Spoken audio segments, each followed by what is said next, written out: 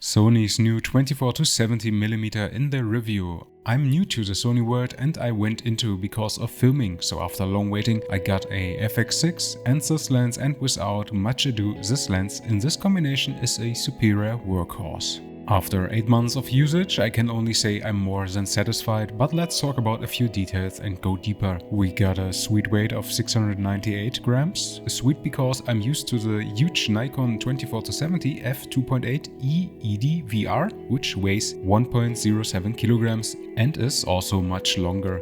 In length, the Sony lens is 11.9 centimeters at the focal length of 24mm, so the zoom is not happening internally. That means the body is extending when using another focal length. At 70mm, the length is 15.7 centimeters.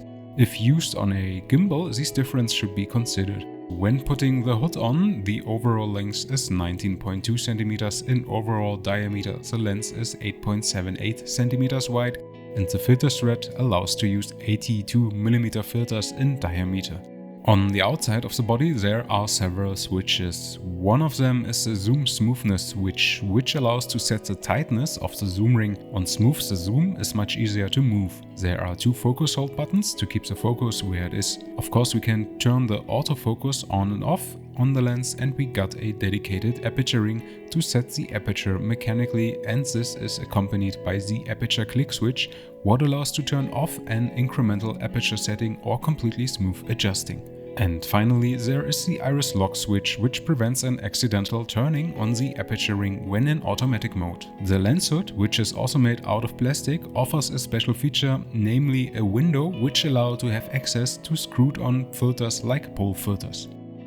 The body is made of plastic and is completely dust and splash water resistant. I didn't expect anything else in this price class. What makes this lens to a G Master lens is that there are 2 extreme aspherical lenses built in. These elements provide an organic and pleasant bokeh. That's what is Sony saying, and to be honest, the bokeh and unsharp areas are really a pleasure to look at. There are also 11 aperture blades instead of 9 as in the predecessor, which explain the great bokeh. When we look on the performance of this full-frame lens, there's nothing what disappoints, and to make it clear, I think the 24-70 is not even challenged enough in case of sharpness, because the FX6 has only around about 8.8 megapixels. But what you already get at the open aperture of 2.8 is just sharp and crisp, and according to MTF charts, the sweet spot at 24mm is already at f2.8 to create full sharpness in the center. At 70mm, f5.6 is the aperture to set to get full center sharpness.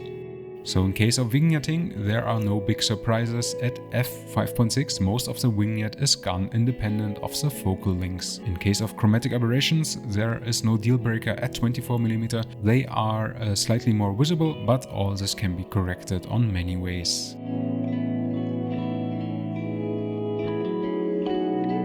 Colors and contrast are well captured and allow a lot of leeway in the post-production. What is really outstanding is the autofocus combined with the FX6. It works so reliable that it gets sometimes scary.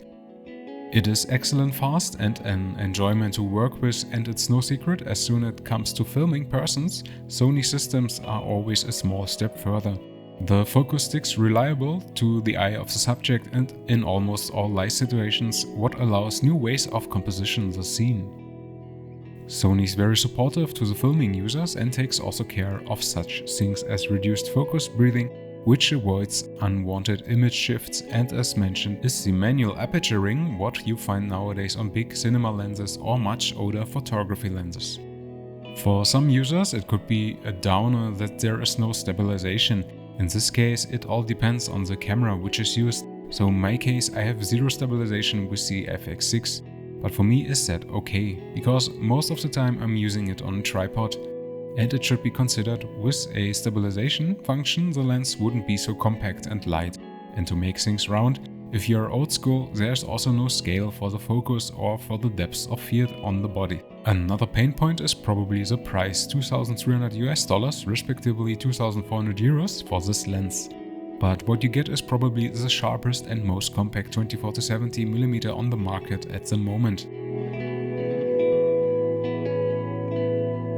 Sony's FE 24-70mm f2.8 GM2 is a state-of-the-art lens which you expect, and I was only using it for filming. As you can see, the compact lens performs so well that there is nothing to complain about in my eyes. One thing I like to explain is that the lens produces a very neutral image thanks to its tremendous sharpness and capture of colors and contrast.